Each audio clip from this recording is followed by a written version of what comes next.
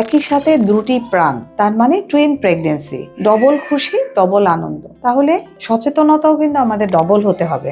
একটি যখন মা জানতে পারে তার টুইন প্রেগনেন্সি, তার সচেতনতা একটা সিঙ্গেল প্রেগনেন্সির চেয়ে অনেক অনেক বেশি। আমরা একেবারেই ফলো আপ বন্ধ করব না। যখন টুইন প্রেগনেন্সি নিয়ে আসে, তার কিন্তু স্বাভাবিক মাতৃত্বর যে লক্ষণগুলা তার ডবল হবে, তার অনেক বেশি বমি হবে, তার রিস্ক অনেক বেশি থাকবে, তার প্রেশার হাই হয়ে যেতে পারে, তার প্রি টার্ম ডেলিভারি হয়ে যেতে পারে, তার প্রিম্যাচিউর রাপচার মেমব্রেন হয়ে যেতে পারে। ধরেন দুটো বাচ্চা যখন একসাথে বড় হতে থাকে, তখন তার মার মেকানিক্যাল একটা ডিসকমফোর্ট হতে পারে। সে বসতে চলতে তার অসম্ভব কষ্ট হবে, যদিও এই কষ্টের পাশে তার আনন্দটা লুকিয়ে আছে।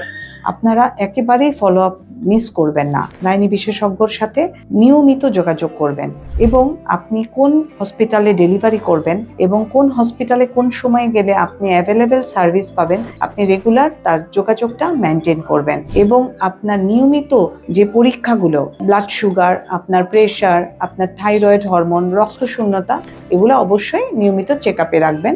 বিশেষজ্ঞর আন্ডারে থাকবেন। ডবল খুশি, ডবল আনন্দ। দুটি প্রাণ একই সাথে জন্ম হচ্ছে, অবশ্যই আপনি সচেতন থাকবেন।